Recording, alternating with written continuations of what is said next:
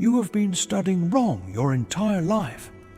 Not a little wrong, fundamentally, structurally, catastrophically wrong. And the most terrifying part? The harder you work, the more you are reinforcing the mistake. Right now, somewhere in your city, a student is studying half the hours you are. They are sleeping more than you. They appear lazier than you. And when the results come out, they will be ahead of you. Again, you will tell yourself they got lucky. You will tell yourself the exam was unfair. You will open your notes and study harder next time. That is exactly what the average student does. And that is exactly why you are still average.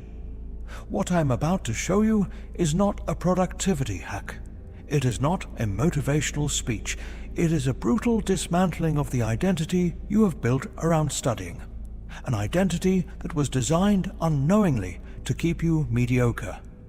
If you are not ready to hear that, close this video. If you are, stay. Because the next 15 minutes will be the most uncomfortable and the most useful thing you have ever watched. There is a concept in cognitive psychology called the Fluency Illusion. It was documented by researchers Robert Bjork and Elizabeth Bjork at UCLA, and it explains precisely why students who study the most often perform the worst. Here is how it works. When you read your notes, the information feels familiar. Your brain registers that familiarity and sends a signal that says, "I know this." You feel a wave of confidence. You highlight the sentence. You move on. But familiarity is not memory. Recognition is not recall. The feeling of knowing something and the ability to retrieve it under pressure are two completely different cognitive events. And your brain has been lying to you about which one you have. Every time you reread a page, you are not learning. You are rehearsing a feeling. You are training yourself to feel prepared without becoming prepared. It is the academic equivalent of practicing a speech by reading it silently in your head, and then wondering why you freeze on stage. Bjork called this the illusion of competence. The students who suffer most from it are not the lazy ones. They are the hardworking ones. The ones who spend 4 hours with their textbooks and leave feeling productive. The ones who color-code their notes with 6 different highlighters and believe the system means mastery. You have built an identity around being a hard worker, and that identity is the cage. I need to give this a name so you can never unsee it. Call it the average student architecture. It is a specific set of behaviors, beliefs, and study rituals that feel productive, look disciplined, and generate zero actual learning. Every school in the world quietly rewards this architecture. Teachers praise it. Parents celebrate it. The student who stays up latest, carries the heaviest bag, and fills the most notebooks is treated as the gold standard. But the architecture is built on sand. The average student architecture has 4 pillars: passive rereading, massed repetition, surface-level familiarity, and the worship of hours over outcomes. And the most insidious feature of this architecture, it feels virtuous. It generates guilt when you're not doing it. It punishes rest. It rewards suffering. It convinces you that if you are not in pain, you are not learning. That guilt, that compulsive need to be seen studying, to fill hours, to cover pages, that is not discipline. That is the average student's drug, and you are addicted to it. Hermann Ebbinghaus mapped this in 1885. He spent years memorizing thousands of nonsense syllables and tracking exactly how fast his memory decayed. What he found became the most important and most ignored discovery in the history of education: the forgetting curve. Within 24 hours of learning something, your brain discards approximately 70% of it. Within a week, without deliberate reinforcement, nearly 90% is gone. You studied for 3 hours on Sunday. By Monday evening, most of it has already been deleted. But here is the part that should disturb you deeply. The Ebbinghaus curve also reveals something about how memory is rebuilt. Every time you retrieve a memory at the exact moment it is about to be forgotten, the memory trace becomes significantly stronger. Not slightly stronger, significantly, exponentially. This is what Robert Bjork called desirable difficulty. The brain does not grow from easy retrieval. It grows from struggle. The moment of almost forgetting, of reaching into your memory and pulling something back before it disappears. That moment rewires the neural architecture in a way that passive reading never can. Daniel Kahneman would describe this as the difference between System 1 and System 2 thinking. Passive reading is System 1. It is smooth, effortless, and produces the illusion of learning. Active retrieval is System 2. It is slow, uncomfortable, and produces actual memory. The average student has optimized their entire study life around System 1. They have built a beautiful machine for generating the feeling of learning while systematically avoiding the process of it. And every exam they walk into, they are shocked, because the feeling they rehearsed in their bedroom does not transfer to the cold silence of a test hall. So what do the top students actually do? They do something that feels deeply wrong, something that the average student's brain rejects immediately because it violates every instinct they have been trained to follow. They close the book before they understand everything. They deliberately introduce confusion. They test themselves on material they are not ready for. They write down everything they remember before reviewing what they missed. They space their sessions apart until the memory almost fades. They make the process uncomfortable on purpose. This is not masochism. This is architecture. Anders Ericsson, the psychologist who spent 30 years studying world-class performance, discovered that elite performers in every field share one defining characteristic. They do not practice what they are good at. They relentlessly attack the edge of their incompetence. They operate in the discomfort zone, not the comfort zone, not the panic zone, but the precise boundary where they are just failing enough to grow. He called it deliberate practice, and it is the most underused weapon in academic history. The average student avoids the edge. They reread chapters they already understand. They solve problems they already know how to solve.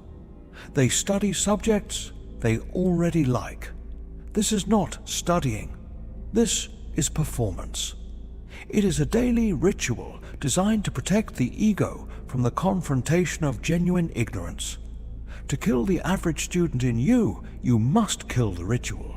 You must replace 4 hours of passive reading with 45 minutes of brutal self-testing. You must close the book and write everything you remember, then open it and confront exactly what your brain chose to discard. You must solve problems before you feel ready. You must answer questions before you have finished the chapter. The discomfort you feel doing this is not a warning sign. It is the exact signal that learning is occurring. The average student runs from that feeling. The dangerous student chases it. In 1960, a young Hungarian chess player named Laszlo Polgár made a decision that the world called insane. Before he even had children, he declared publicly that he would raise his daughters to be chess grandmasters.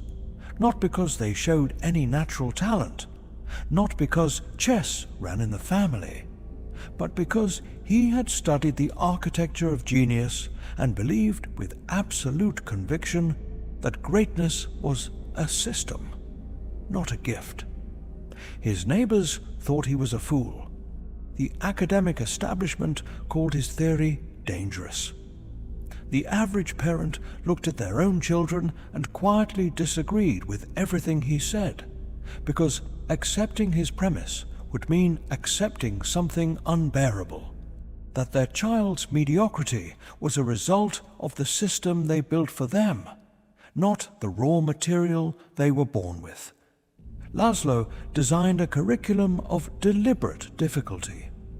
His daughters, Susan, Sophia, and Judith, did not study chess when they felt like it. They studied on a schedule engineered to attack the edges of their ability every single day. They were tested constantly. They were made uncomfortable deliberately. They were denied the comfort of easy repetition. Susan became a grandmaster. Sophia became an international master. And Judith Polgar, became the greatest female chess player in history, defeating 11 world champions, including Garry Kasparov, the man many consider the greatest chess mind who ever lived. 3 daughters, 1 father, 1 system. The world wanted to believe they were prodigies. Laszlo knew the truth. They were products of an architecture designed to make comfort impossible and growth inevitable. You are not waiting to discover your talent. You are waiting to build your system. And you will keep waiting as long as you keep choosing the ritual of the average student over the architecture of the dangerous one. Here is what you do starting today. 1. Never reread a page without first closing the book and writing down everything you remember from it. Not notes, memory. Raw, unfiltered, everything your brain actually retained. 2. Space your sessions. Study a topic. Then wait. Come back to it the next day. The day after that. The week after that. The discomfort of almost forgetting is not a problem to solve. It is the mechanism of memory itself. 3. Test before you are ready. Do the past papers before you finish the syllabus. Attempt the hard questions before you have revised the chapter. The failure is not the enemy. The failure is the data. 4. Measure outcomes, not hours. The question is not how long did I study? It is how much can I retrieve right now without any help? If you cannot answer that question in 60 seconds, hours were theatre. 5. Destroy your highlighter. A highlighted page is a monument to passive recognition. It is a beautiful, color-coded illusion of progress. The page does not know you highlighted it. Your exam does not care. The average student and the dangerous student often look identical from the outside. They sit in the same library. They carry the same textbooks. They attend the same lectures. But inside the mind, they are operating in entirely different realities. The average student is managing appearance. They are producing the performance of studying for an audience of 1, themselves.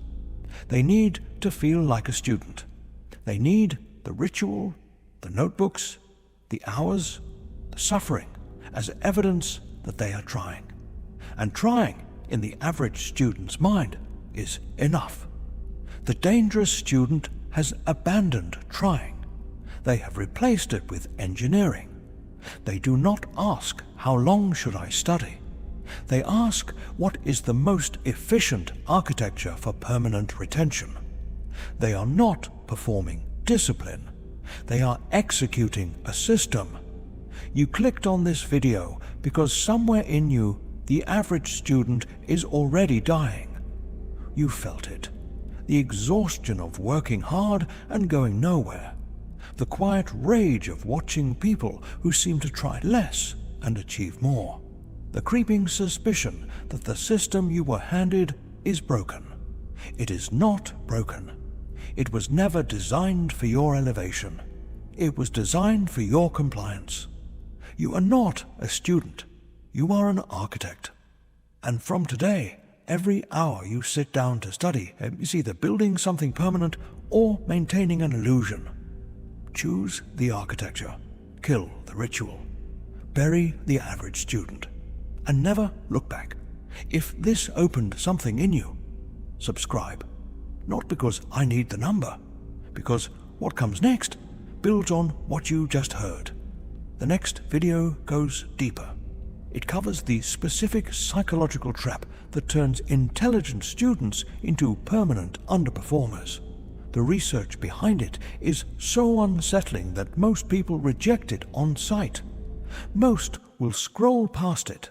That is the point.